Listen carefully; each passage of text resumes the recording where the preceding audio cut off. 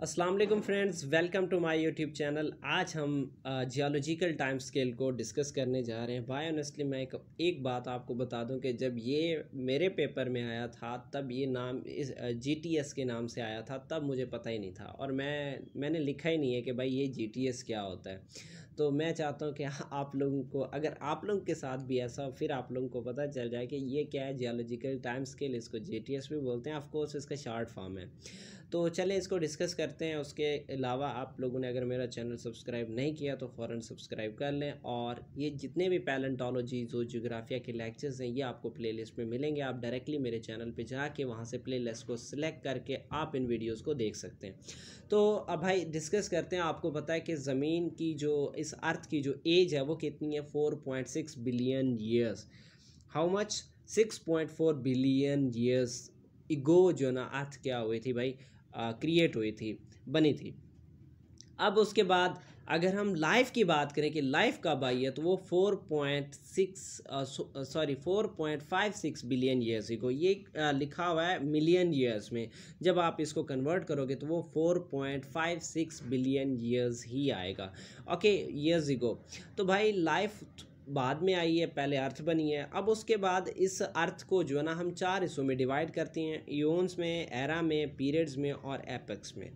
देखो, अब इन्हीं चीज़ों को हर जो भी मतलब ये चीज़ गुजरी है तो उसका एक ड्यूरेशन रहा है, अब जितनी एज हर चीज़ की गुजरी है, या जितनी एज इयोन्स की थी या जितनी एरा की थी, अब इनको एज के हवाले से अरेंज करना क्या कहलाता है? जियोलॉजिकल टाइम स्केल कहलाता है। The arrangement of units according to their ages is called geological time scale. अब हमारे पास 2 ईयर्स, 6 एरास, 11 पीरियड्स और 7 एपेक्स होती हैं। ये चीज़ याद रखनी है। हो सकता है कि भाई ये आप एमसीक्यूज़ में आ जाए।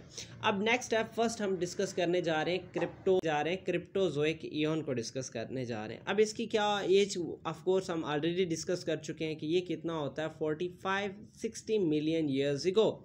ठीक है, कि इसकी एज को हम डिस्कस कर चुके हैं, भाई ये इतना रह चुका है। अब इसकी दरमियानी साइज़ दोबारा भी हम डिस्कस करेंगे। चलो, तो आपको पता है कि भाई इस क्रिप्टोजोइक एरा में जब अर्थ बनी थी तब से ये जब स्टार्ट हुआ है तो लाइफ वाज हिडन। हमें कोई पता नहीं था कि भाई लाइफ मौजूद है कि नहीं मौजूद। हाँ, अगर मौजूद था तो वो किसकी फॉर्म में मौजूद था? ऑर्गेनिक कंपाउंड्स की फॉर्म में। ठीक है, it was present in the form of organic compounds. अब नेक्स्ट क्या चीज़ है? हाँ भाई, इसकी जो ड्यूरेशन रही है वो कितनी रही है कि 45-60 टू 40-70 मिलियन ईयर्स के दरमियान में इसकी जो ड्यूरेशन है वो रही है। अब इस दौरान अर्थ की डेवलपमेंट भी हुई है, एटमॉस्फेयर की डेवलपमेंट भी हुई है, और ओरिजिन ऑफ लाइफ इन सी के अंदर लाइफ की जो ओरिजिन है वो भी हुई है। अब नेक्स्ट क्या चीज़ है कि भाई फॉर्मेशन ऑफ ऑयल था, गैस था, कोल था। उसके अलावा जो रॉक्स मौजूद थी वो एग्नियस थी, एग्नाइट रॉक्स। मतलब ये कि भाई वहाँ बहुत ज़्यादा टेम्परेचर था उस वक्त, तो उसकी बेस पे अगर कोई भी चीज़ मौजूद था तो वो ऑयल की फॉर्म में मौजूद था, फॉसल्स मौजूद ही नहीं थे। क्यों? क्योंकि भाई जितने भी फॉसल्स थे वो ऑयल में कन्वर्ट हो गए। मतलब इतनी ज़्यादा हाई टेम्परेचर थी। वही लाइफ के इंडिकेशंस अगर होती थी तब वो किस फॉर्म में होती थी?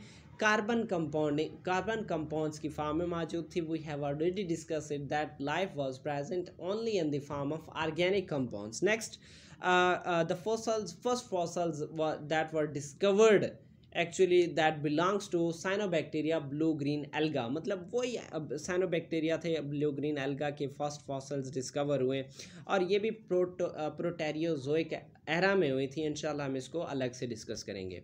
अब उसके बाद नेक्स्ट की क्या चीज़ है भाई? ट्रेसेस ऑफ एल्गा मौजूद थे, फंजाई मौजूद थे, बैक्टीरिया मौजूद थे, शेल प्रोटोजोआ, और उसके अलावा जो बरोअर्स, ठीक है, हाँ, अर्थवर्म्स, ये चीज़ें इनकी बरोज मौजूद थे, जिससे पता चलता है कि यार हाँ भाई ये छोटी छोटी जो इसके एंड की बात हो रही है। ये जो प्रोटैरियोजोइक एरा ना, ये इस क्रिप्टोजोइक एरा का एंड वाला सीन है।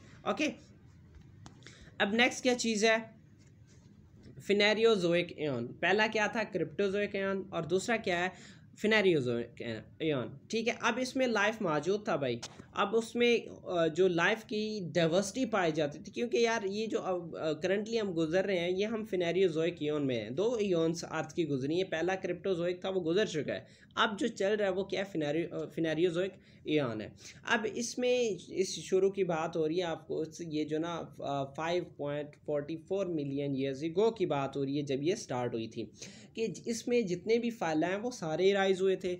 अब उसके बाद इसकी एज तो मैंने पहले बता दी थी। नेक्स्ट क्या चीज़ है, इसको 3 एरा में डिवाइड किया जाता है। इंशाल्लाह हम इसको नेक्स्ट वीडियो में डिस्कस करेंगे, लेकिन छोटा सा ऐसे कहते हैं कि ट्रेलर, वो इस चीज़ को अभी डिस्कस कर लेते हैं कि एज ऑफ इन्वर्टिब्रेट्स, इसको हम ये जो सॉरी फर्स्ट क्या है, पैलियोजोइक कह रहा है, इसको हम एज ऑफ इन्वर्टिब्रेट्स भी कहते हैं। इसमें जो अर्ली फिशेस हैं वो डिस्कवर हुई थी, फॉर एग्जांपल ऑस्ट्रैकोडर्म्स वो डिस्कवर हुए थे। उसके बाद जो है इसको हम कितने चंद पीरियड्स में डिवाइड करते हैं, जिसमें से कैम्ब्रियन है, ऑर्डोवेशियन है, सिल्यूरियन है, डिवोनियन है और कार्बोनिफेरस पीरियड्स इसमें इंक्लूडेड है। अब नेक्स्ट क्या है, मेसोजोइक एरा। वो क्या था भाई, age of invertebrates, that is important short question for every aspect of view, चाहे वो यूनिवर्सिटी यानी इसके पेपर के हवाले से हो, चाहे वो क्या नाम है, federal FPSC PPSC what ever, जो भी इस हवाले से ये भाई एक इम्पॉर्टेंट MCQs है, ये बात याद रखिएगा।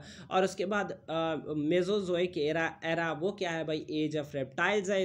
इसको फर्दर पीरियड्स में जो डिवाइड किया जाता है वो ट्रियासिक है, जुरासिक है और क्रेटेशियस पीरियड्स में डिवाइड किया जाता है। अब थर्ड कौन सा भाई, वो है सीनोजोइक एरा। अब सीनोजोइक एरा को 2 पीरियड्स में डिवाइड किया जाता है, वो भी ऊपर पहले पीरियड्स ही पढ़ चुकी हो, ये कैम्ब्रियन और Ordovician, Triassic, Jurassic, these all are the periods, and in the case of Cenozoic era there are 2 periods. One is tertiary period and second is quaternary periods, and these are further divided into the epochs. For example, if I talk about the tertiary period, it includes Paleocene, Eocene, Oligocene, Miocene and Pliocene epochs. Similarly, quaternary periods consist of Pleistocene and Holocene epochs. Okay भाई, ये थोड़ा सा इसका general, just wait for a while, मैं इसको zoom करता हूँ कि भाई 2 हमारे पास इयोन है। ये इयोन आपको नज़र आ रहा है, यहाँ से लिखा हुआ कि ये इयोन ऊपर से आपको नज़र आ रहा है कि 2 इयोन्स हैं, एक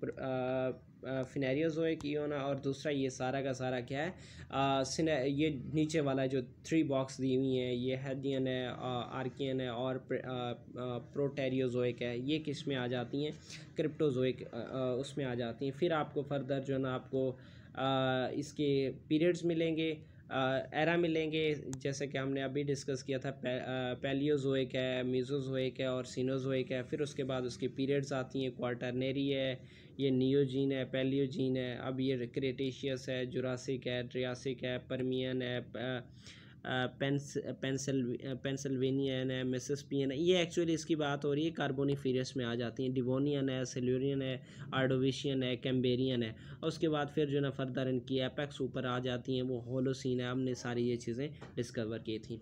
तो इंशाल्लाह मिलते हैं नेक्स्ट वीडियो में, तब तक इजाज़त चाहता हूँ। ओके, अल्लाह हाफिज़। उसका भाई नेक्स्ट वीडियो के लिए इंतज़ार कीजिए, बल्कि आपको मिल ही जाएगा तब तक। अल्लाह हाफिज़।